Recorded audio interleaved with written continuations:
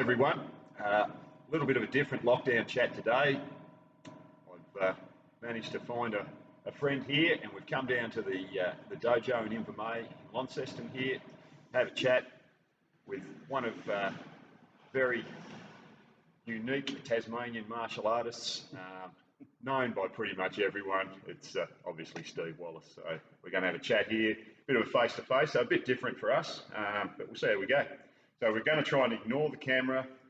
We're having a beer as well, so as we do. So yeah, here we go. Steve, welcome to the lockdown chat. Thanks, sir. Getting the special treatment here. Absolutely. Nice chairs and stuff. Exactly right, mate. So we'll just keep it pretty casual, and I want to ask you a few things about your childhood, where you come from, how you arrived in martial arts, and how you arrived on the Tasmanian scene, I guess, because you're a big influence on a lot of people up this end of the state for sure, and you know everyone down the other end. So maybe if we start, born and raised, whereabouts? Born in Frankston, Victoria. Raised in Altona for most of my youth. From there, moved to Warrnambool. I guess Warrnambool was the home base as well. Yep. How long were you in Warrnambool for? Probably 10 years, something like that. Right. From what sort of age group? Oh, that was my 20s, I would say. Yeah. Okay. Yeah. Cool. So we're working. I grew up around Melbourne. I've been everywhere. I've lived in every state except the Northern Territory, so I've been everywhere. Worked everywhere. Yep. Yeah. Sweet. Okay. So when you're in school and that, what sort of sports did you get into, mate? Were you a bit of a sports nut, or just sort of around the periphery, or not? Not really. At all? I played a little bit of footy when I was a kid. 11, 12, maybe 13. If the ball was up that end, I'd be on the wing and I'd lay down on the ground and wait. My dad loved that sort of thing. But yeah, I was just never really found any. I didn't like sport really. Yeah. It just wasn't for me. I don't understand why, but yeah. Okay. And you're known as a bit of a tough guy. And so growing up as a kid, were you one of those kids that was in a lot of scraps all the time, or you steered clear of that sort of stuff? I was always in trouble. Yeah. Always in trouble. Had too much energy, I think. Yeah. Not so many, not really a lot of scraps, but I'd stand up for myself, obviously. But yeah, not really. Not really. And you've got brothers, older, younger. I'm the youngest in my family. I'm the baby. Okay. Yep. So it was a bit of biffo on that at home with the brothers and that. Definitely that. Yeah, standard family stuff. Yeah. Boisterous brothers. So especially my oldest brother, he was very boisterous. Yeah. But yeah, he was also my best friend. So Yeah. What's the age difference between you and your eldest brother? About 6, 7 years. Yep. Yeah, something like that. And how many brothers? 2, and 1 sister. She's my oldest. Right. Yeah. Yeah. Okay. So yeah, as happens with brothers and that, there'd be plenty going on, I'm sure. A lot. Yeah. That's good. When Mum and Dad weren't around. Of course. Yeah. Okay. So not much sport at school and that. How did you first come across martial arts? Through football. We had a football club in Laverton, which is Altona now, just up the road, and there was a boxing club at the football club, and I was more interested in hearing I heard the dugga, and I wanted to go there, but my mum was completely anti anything like that. So I cheated and went to the boxing club anyway, and would roll around in the grass and go home and pretend I played footy. And it took them a couple of months to catch on. Right. And then that's fair enough. Yeah, and then that was that. But it bit me. I loved it. Yeah. I loved it more than any other sport. It was just me. Yeah. Me and one guy telling me what to do. Yeah. I wasn't in a group. I don't know why that changed everything for me. Yeah, that sort of resonated. I love the individual side of it. Yeah, sort of personality you've got, which is great. So that was the first introduction. From there, I understand you did a bit of Zendu Kai. Yeah. Was that a similar time period, or? I was about 14. I think I found that at around 19. Yep. 19, somewhere around there. Yep, and Zendukai was a big part of Australian martial arts at the time. There was schools everywhere. Yeah. Bob Jones definitely had the biggest network of schools. Yeah, clubs just popping up everywhere. Yeah. I did that, and I love that because of the freestyle aspect of it. Yeah. Didn't like Carter, as we've discussed. Yes, we have. Yeah, but I just loved it because I got the kick too, and I knew there was a whole another aspect to what I really liked already, boxing. So yeah, I really like the. I researched early too. I started buying the magazines if I could find one. Mad collector of magazines and stuff like that ever since I was a kid. Before we had internet and all this sort of stuff. Yeah. I've got a huge collection of stuff at home. Yeah. Okay. But Zendukai got him into know that there's more aspects than just boxing. I didn't know anything before that. No, and that sort of time frame in Australia, there wasn't a lot else going on. There was boxing, and then the introduction of karate styles and that sort of thing. The freestyles were prevalent then. Zendukai being the first of them, and there were a lot of branches that came out from there. And then the Bob Jones Corp moved into kickboxing, and at first it was like the American style kickboxing, where everything long kicks pants, above the waist, long pants, no shirt, that sort of stuff. So you got into a bit of that as well. I think that was Bob Jones 84, 80. I'm bad with dates, but I'm sure he went to Thailand or something and came back with that, and then slowly started rotating it in. So even when I started a few years later, it was kind of still rotating into the coaches that were coaching me. Yes. They were just starting to learn leg kicks properly themselves. I guess they were going to the Hombu to see him and coming back with low kicks. So we started that, and then again another element comes to it. So I started loving it more. Yeah. So that's for sure. And so a love of Zendukai, and then you were working somewhere. Where are you saying where you were working when you first? I was travelling from Warrnambool to Chukamoewan to the border. Yeah. Okay. So I was working there, and again, I was saying, I collected a lot of magazines and stuff. And in between there and that, I was getting pretty sick of it. It's a fair trip. It's a fair few hours each way, and I'd stay the week, come back home, stay the weekend, go back again.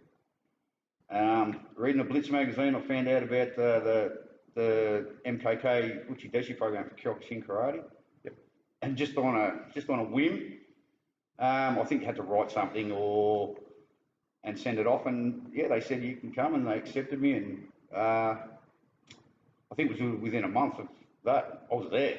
Yeah, okay. And my whole world exploded. Like, this is totally different, it's professional, and and all you do is train all day. You don't leave. Yep. So there's no outside activities but Kyokushin karate. So and that's accelerated learning. It's a hard style of karate, a traditional style of karate. It's super hard then. It was super hard. Just clashing shins and all that business. Yes. No shin pads, the soft ones, but the socks. Don't really matter much. No. So that was a real eye opener for you, and a full time introduction into. Total immersion in that world. Like I say, you rarely get out. You stay at the dojo. You train 3 times a day, I believe. From there, it's like getting up early and running around, because this is based in Melbourne, in the city. So you'd get up and we'd have to wear our gis and run around town. So it was a really good experience. So I loved it. The cultural stuff with the guys that were there. There was a Japanese guy, I think a Spanish guy, and another Australian guy. So once training was over, and it was we'd lock it up. We'd sit there and we'd have the English-Japanese dictionary or something like that, and we'd try and communicate. And some of the funniest things I've ever done was just trying to communicate and get along with these guys too. You're locked in. Exactly. And who was the head instructor? George Clovis. Everyone would know George. I think he's pretty well known. Yes, in martial arts circles. So so he was the primary instructor. Were there other instructors come in and? There was just world-class people there. Eddie Emmon would go there, like I said to you before. I had a fanboy moment with Eddie Emmon. I'm not sure how he went with it, but I loved it. Maria Jabalisco, I think she was a current world champion, female world champion. Judd Reed, you'd see him from time to time. Trying to think, it's so long ago, 20 odd years ago, I think. But pretty It was special. it was a classy place, and I loved every minute of it there. And it was a 3-year program, 3 years to black belt, 1,000 days of training. Yeah. I shattered my ankle at about 4 months in, 4 or 5 months in. Yeah. And then I had the realisation of 12 weeks of sitting on my ass and watching everything and basically doing nothing for 12 weeks. And left, which was the stupidest idea I've ever. I regret that. Yeah, when we're young blokes, though, we do. Well, do stuff I was in also. hindsight, you know. Okay, so moved down to Tassie. Yep. To Launceston specifically. That's where your mum and dad was. Yep. And back in with mum and dad. Back with mum and dad after many, many years. I think I was 14 when I left home. Yep. Back with we all had an adjustment period, but we got along really good. Yep. I had to go out and get a job almost immediately, so I didn't want to do that. I wanted to live off them for a bit. But wasn't to be. Wasn't allowed. No, that's fair enough. And so how long after you moved down to Tassie did you find your way back to martial arts? I started, the first job I could get here was at the Longford Meatworks. Yep. And I had students in about a week, just backyard stuff. Yep. I was teaching with 0 qualifications. Really, I'd never really taught. I'd mucked around, but I'd never actually had people home. Basically doing PTs and just going through shit on you. And, just training guys that were keen. Met a few animals, met a few not so good blokes, met a few really nice people. Yeah. As you do in this game. Yes, exactly right. And so early 2000s, BJJ was sort of hitting the state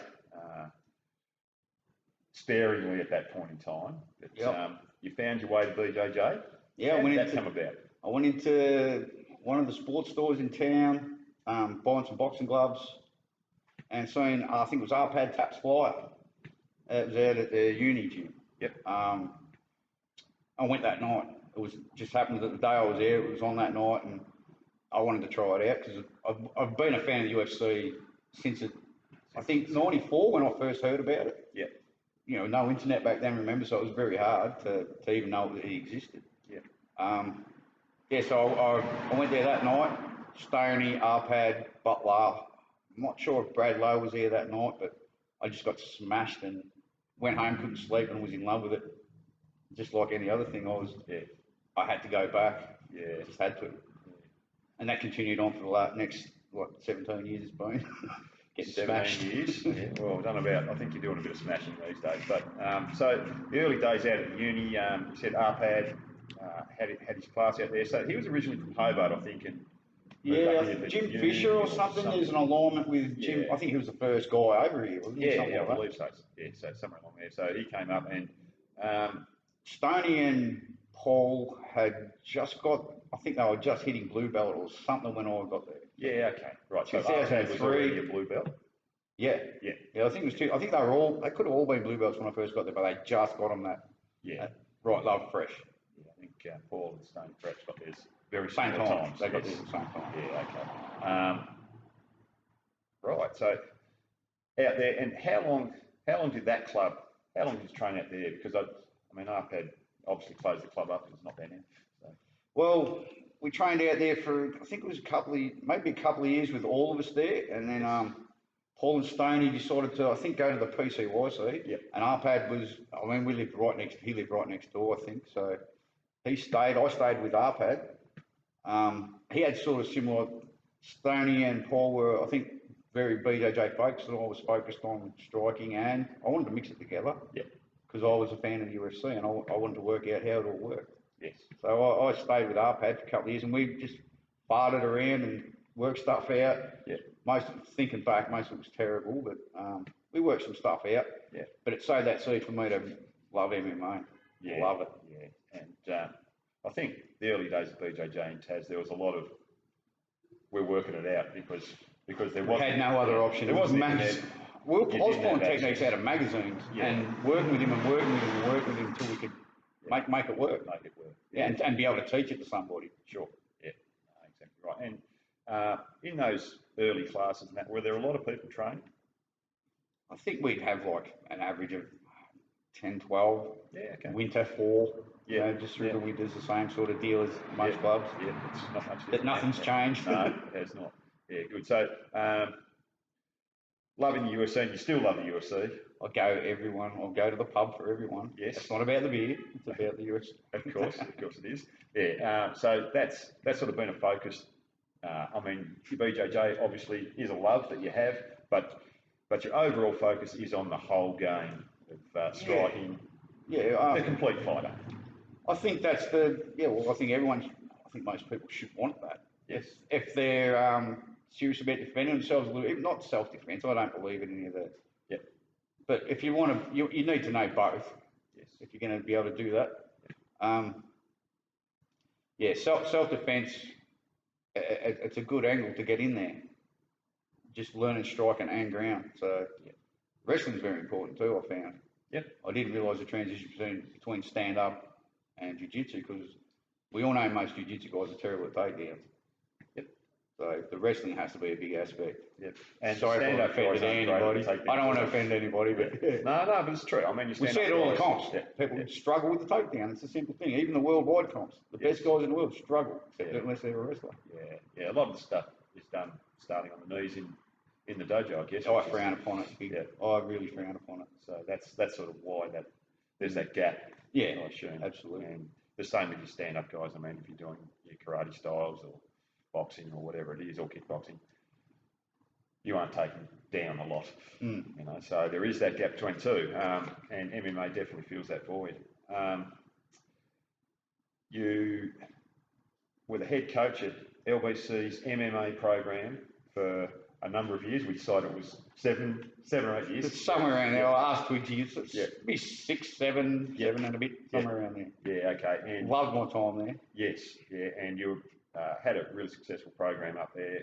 Twigsy touched on it a little bit in his interview, but you know, he said it was Steve's side of things. You saw a lot of good guys coming through in that time, I would imagine. Well, we've seen them in the Valor cage, we've seen them in the Legion cage. Some pretty successful guys have come out of that, and I wish they were all still going, because they're all probably young enough to still be doing it. It's a shame to see some real good talents just fade away. Get married. I mean, getting married's obviously important, but if you got the fighter bug, fight till you can't anymore, I suppose. Yeah, for sure. I mean, people's priorities change, of course. So, over that time period, who would you say was probably the most talented, not necessarily the most successful, but most talented guy that you've had underneath you there? Sean Edgell, hands down. Yeah. Hands down. Yeah. I've got a huge admiration for Sean's talents, but I've got admiration for the guys that weren't like myself, that aren't good, that just plug away. Jaden Bodell, he's an underrated guy. A lot of people probably don't know him. That kid is all heart, works hard every time, works a hard job, always at training. JJ Johnson, you all know JJ now. Another guy, works his ass off, shows up all the bloody time. I'm more them. Sean can do that on two. Whatever they do, he can do it on a just click of his hand. And he's still got the work ethic, and he's a hard worker, and he's, you know. Well, his results would say that he does work hard. I'm a fan of the little guy, the bloke that can't look in your eye when he comes to that first few months of training and can't look at you. I gravitate towards him. Sean knows what he's doing. It's you have to do very little instruction with Sean, and he's off. No, I tend to agree with you. And what I've found over the journey is too, those guys, the ones that aren't the natural talents, the ones that it doesn't come easy to, they're the ones that are still there in 10 years' time with you. You know, and they've improved insurmountably. I mean, they turn into a. They're people after my own heart. I'm a hard learner. I'd never take anything on board straight away. I have to do the rigorous study and try and get better at it. And even then, sometimes it's still shit at the end. But I think you'll find guys that've been around for decades rather than a couple of years are all like that, because we have to work bloody hard. There's a common denominator there somewhere. We value it, No, that's exactly right. So, etch for most talented guy, regardless of results. I'm going to say all I've ever seen, and then I'm going to put Cranston Laycock right behind him. Kid, first day I ever met him, I'd seen how phenomenal he was. Big, heavy kid, and just so fast and talented. If he had kept one MMA fight, grueling match too, and come out shining. If he had gone on with it, no doubt he'd be a talent, like on the big stage, like Sean could be.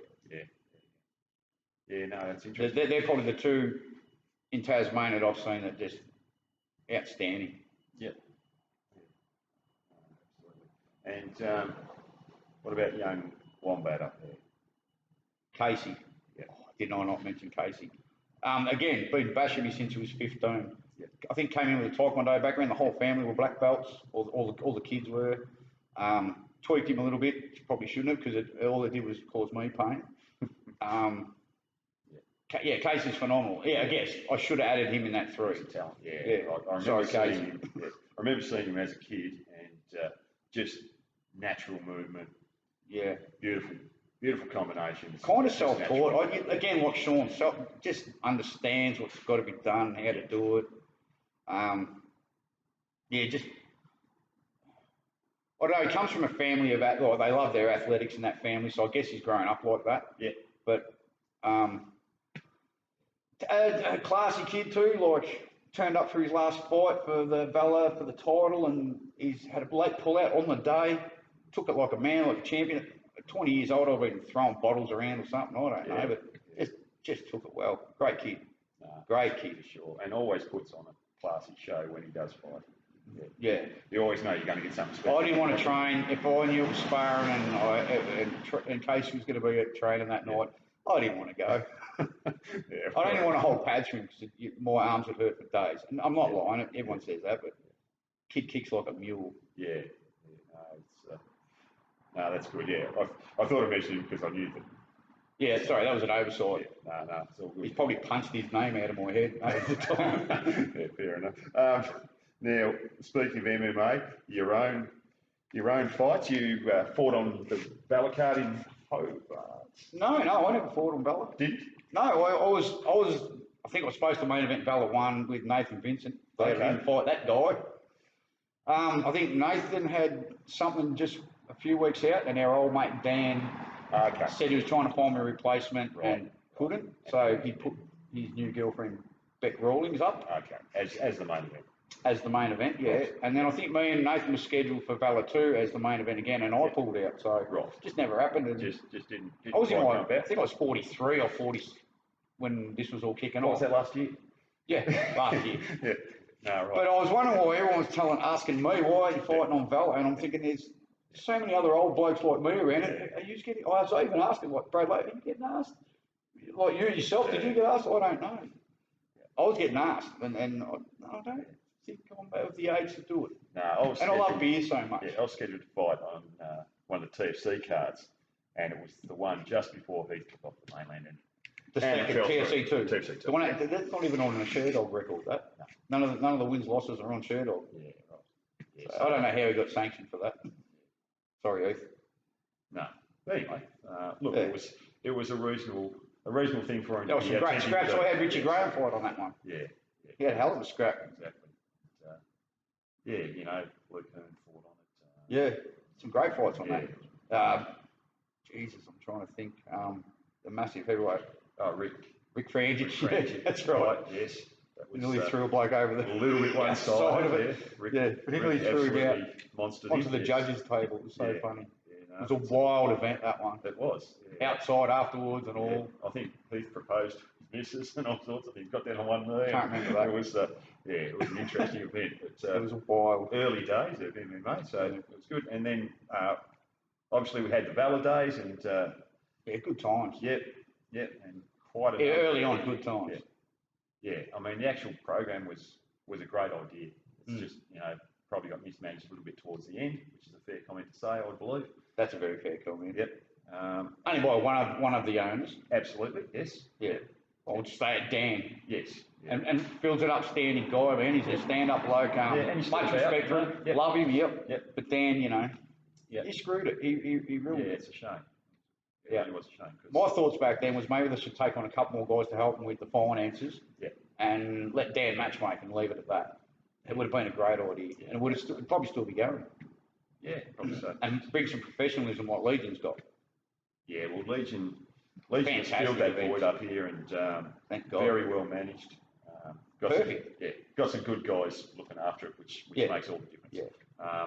Guys have been around a long time. Not that's right. And they know their stuff. They're not just making it up as they go along, Yeah. which is great. Yeah. So no longer heading up the LWC MMA program. Work. Yep. I'm a scaffy, so we work away a lot, and I was just getting more distance between me and the gym. I'd be away for 3 or 4 days, and then I'd be back for 2, and then I'd be gone for 4. Yep. And there was very little training on Saturday, Sunday. We just had the sparring and that, so no actual classes for me. So the kids were seeing me, and it's not good for them to. Yeah. I'd have my guys, my higher ranked guys, teach for me, but you know, I'm supposed to be there as their coach, and I was rarely there, so it fell apart basically. Yeah. Me trying to be there. Yeah, no, fair enough. You're doing a little bit of work out of. I've come back as a student. Here. I'm a student again. As a student, yes. You brought some of your guys along with you, and they're super loyal to you. You know, thankfully. Yep, great guys, and high standard guys, which represents how you've coached them previously. What would you say your style of coaching in BJJ is? Are you a drill type of guy, or are you a concepts guy? How do you approach it? I think I've got a bit of both. I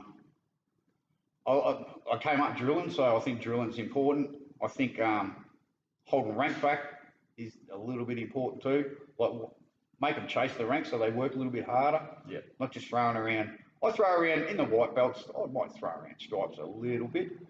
You know, I might. But getting to blue belt's going to be a challenge for anyone.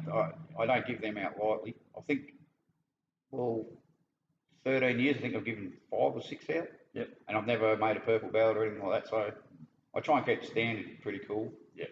I like to teach the standard stuff off the John Will syllabus and a bit outside of that, but more basic stuff. And at the end of class, I like to throw in something crazy, just for hell, just shits and giggles. Just to get the brain ticking over. Yeah, just something right next up. It's a Kimura. I'll do something off that Kimura if they miss it. Yeah. But something that isn't widely known. It's just for fun, and it keeps me stimulated. Yeah, absolutely. And they're things that you've learned and developed over your 17 years. Yeah, it's something like 17 years now. Yes. Yeah. No, or right. 03, yeah, something like that. Yeah. Yeah. Which is a long journey to be with something. I've stuck with it. There's so much to it. Same as MMA. Yeah. Like other things, I lost interest because I've done taekwondo, I've done karate, I've done kyokushin. I lose interest pretty quick, but there's so many facets to it. It's impossible to lose interest in it. Yeah, it's an ever-evolving game too. Yeah, it doesn't stop. It never changes. I can't believe there's still... Bear and Bowler come out, what the hell? Where did they get that from? Yeah. And then there's more, and then there's the Z guards, and it just keeps evolving. Yeah, and a lot of emphasis on leg locks and that side of things at the moment. Love them. Love them? Okay, because you're either don't like them or love them. No, love them. I've been mucking around with them since blue belt with whatever I could find. My game in it is not involved in any way, but if the leg's there, I can catch it. I'm not in the setup. I don't know how to set them up properly yet. I couldn't teach an hour class on leg locks. I could show you all the leg locks, but I couldn't teach you how to get there and do it all properly. You recognise where it is when you've got to grab it. I see it. If I see it, it's mine. I'll try and have a look at it. But yeah, I'm not involved in it, and I want to be. I think that's something. Well, it's half your body, like some people have said. So why would you neglect it? Yeah. And I think you should learn it from early on. I probably, a lot of people would disagree with me, but I think you should learn it all the way from everything from the start, neck cranks. You should learn how to defend all this business. You don't want to get to black belt and say, all right, now you can be a leg locker and have zero idea how to do it or defend it. So you should be used to it. Certainly makes a lot of sense. Just tap a little bit earlier and save the injuries. Yes, yeah, I mean. Well, how do these gyms like Danaher Death Squad work? Yeah. They have hundreds of people out with knee injuries if they didn't do it right. Exactly. So there is a way to do it. Yeah, no, that's certainly correct. Okay, let's leave the BJJ, leave the martial arts a little bit. You're a mad dog guy. Hey? You're a mad dog guy. I love doggos. I love all the animals. Yeah. I like worms, I like birds, I just love animals, like goats. My spirit animal is a donkey. I don't know why, but I love donkeys. It's probably the way they speak. I think I can understand it, that's probably why. Right. But as you, I do know. We are both animal lovers, we both... Yes. We have an army of Chihuahuas between us. We do have an army of Chihuahuas between us. So they're your current dogs at the moment. You have 4 of them. I have 4, yes. 4 Chihuahuas. 4 Wawas. Yes, they certainly liven up your days, don't they? From the moment you want to, or don't want to wake up, till the moment you want to go to sleep, but they won't let you. Yeah, no, that's very true. I found that as well. So for those of you who don't know, a few months ago, I got 2 of Steve's puppies. 2 of my babies. So, you now have 2 of my babies living with you. I do. So they don't visit me very often. But... No. So I have Loki and Freya. Yep. Lovely little Chihuahuas, and already had 2. So I have 4. Steve has 4. So we do have an army, which is great. And follow you on Facebook. If ever there's an animal post there, mate, you're sharing it, you're loving it, you're liking it. Yeah. If there's any animal abuse, you're wanting to go and get the guy. Yeah, most definitely. Yeah. Well, there's a guy that has made a bit of heat, and I would love to go and welcome. I'd welcome him to. Yeah. I don't know. I don't know how you say it legally. I'd love to meet him. I think I've met him once before, years ago, but I'd like to meet him. Most he'll be listening to this chat. Well, fantastic. Yeah. Hello. Yes. I think that's hello from a few of us. Most of us. Yeah. So anyone with a heart. Absolutely. Yeah. There's no place for that sort of thing Not in my anyone's world. life. No. There's no place for abuse of anyone, I wouldn't think. Unless it's mutual abuse where you're enjoying yourself. Absolutely. I think that mutual abuse is great fun. That's why I'm here. Yeah, look, that's why I don't look like Brad Pitt anymore. Apparently, I was really handsome when I was a kid. I've seen the photos, mate. Yeah, no, very nice looking boy. Yeah. Bit of a worry. Okay, speaking of very good looking people, married to Trish. Yes, I love that. Yes, the She's love of my your life. beautiful wife. Yes. No, and lovely lady. Yes. Yep. So how long have you been with Trish? We've been together 11 years. Married. Oh God, I'm getting in trouble. About 2 years ago. Near 2 years ago. Somewhere around there. Yeah. Okay. The first woman I've been with that might be the person encouraged me to go to training. Go to training, and never had a problem because I was 5, 6 days a week. Straight after, I wouldn't get home from 9. I'd leave in the morning, go to work, be home for an hour, gone till 9, 9:30, and then back home, eat my tea and go to sleep. And that was our life till the weekend, basically. And she encouraged me all the way through. And she's never been a detractor of how much time was spent away from the house doing this hobby. Yeah. Yeah. No, that certainly helps if you have. It's great having someone behind you like that. Have someone behind you like that. I see it. You've seen it. A lot of people there, they get pulled away from something that they love, and I mean it's fair, but I'm glad I'm with Trish and I get to do what I want. Yeah, 100%. So that's to a point. Yes. So the next point I want to bring up, known as the tough guy. Why? Who's the toughest guy at your place? Trish. Yeah. Trish and then little Tank. Yeah. Tank's the smallest Chihuahua we got. He was the run to the litter. Yes. Yeah. He runs the house. Yeah. No, that's great. Yeah. He's got bigger nads than me too. So at home you're just a big softy, mate. Well, yeah. Yep. Yep. No, that's good. As you should be, of course. If you heard my music, the music I like to listen to, Jesus Christ, you'd definitely believe it. Right. Yeah. Okay. Well, what sort of music do you like to listen to? I'm going to go with rock ballads and stuff like that. Rock ballads. Nice. Yep. Yeah, I'm into Teddy Swims at the moment. Look him up. I love him.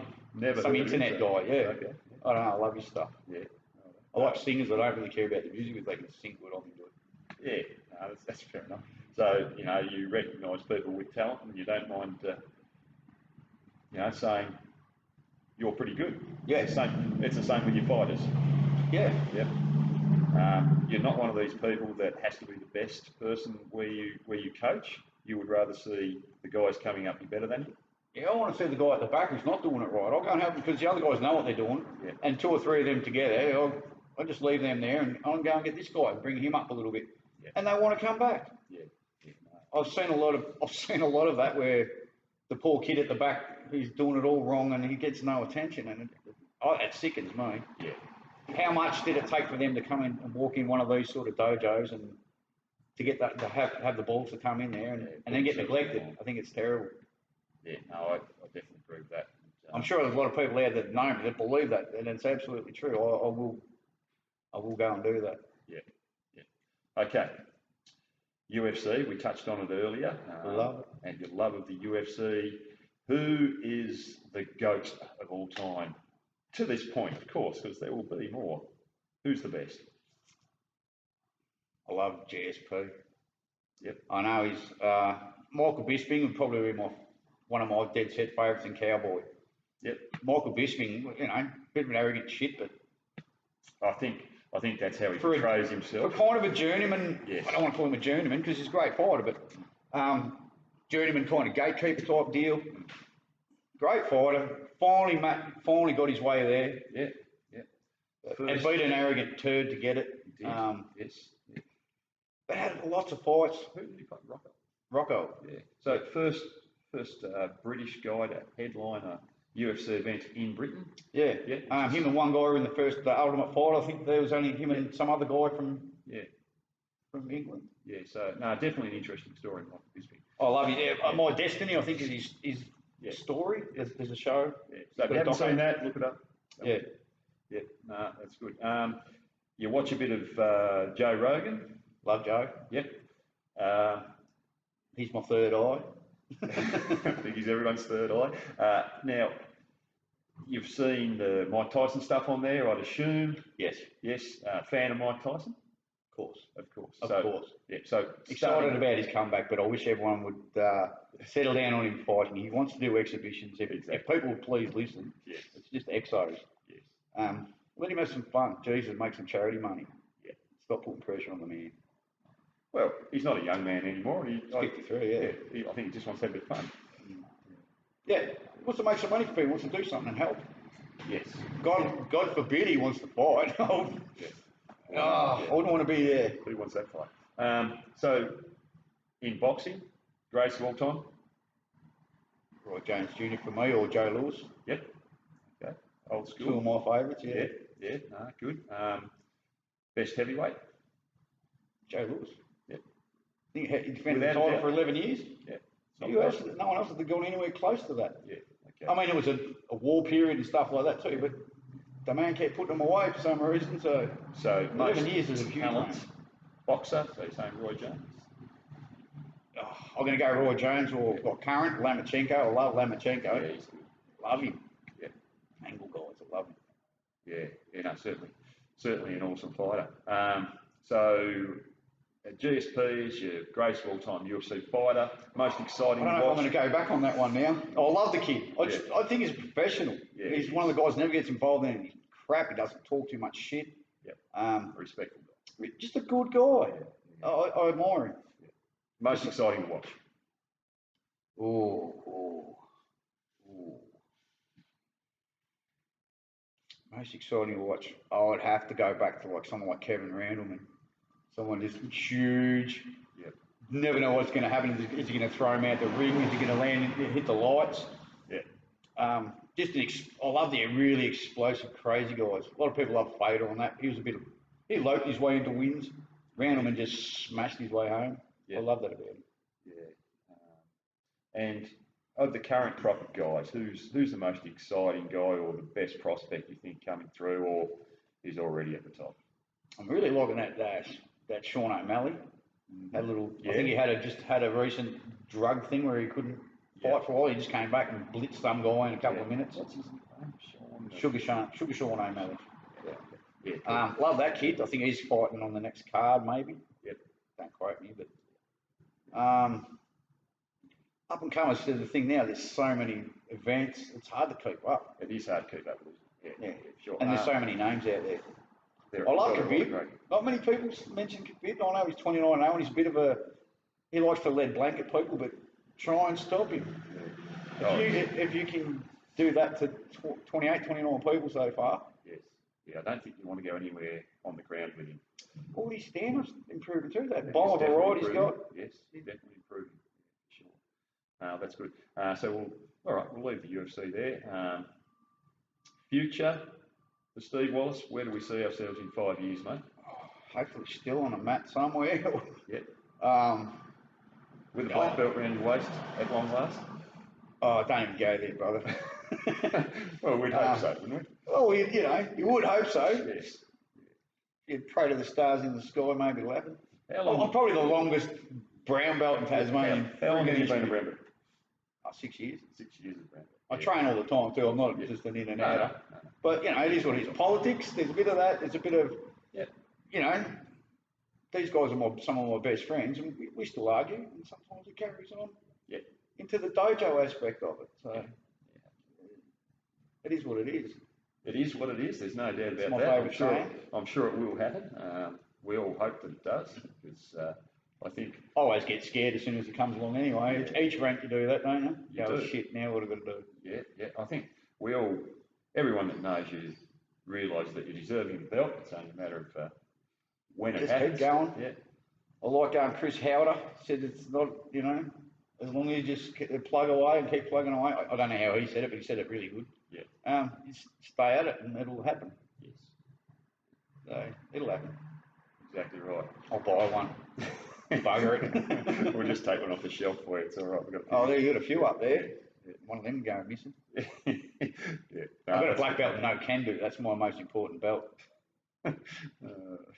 Classic. Okay, so when I interviewed Twigs, I asked him how tough you were. Again.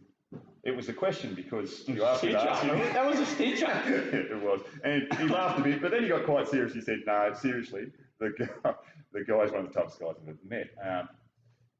Now, I know you're not going to say, "Yeah, I am," but he just you go okay, don't you?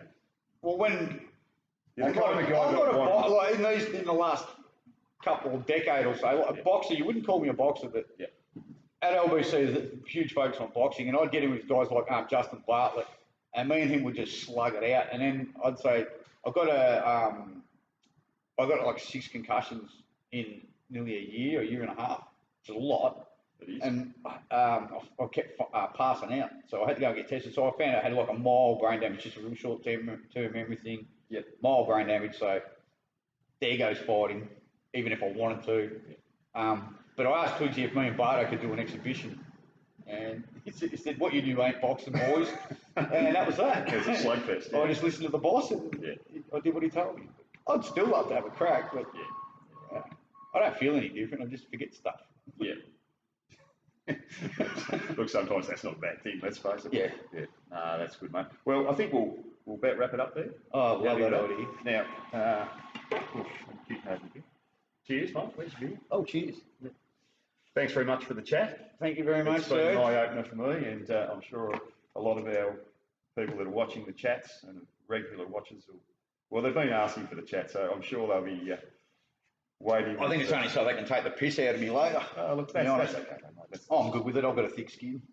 Beautiful. All right. Thanks very much, Steve. Thank you, Wallace. brother. Beautiful work. Thank you.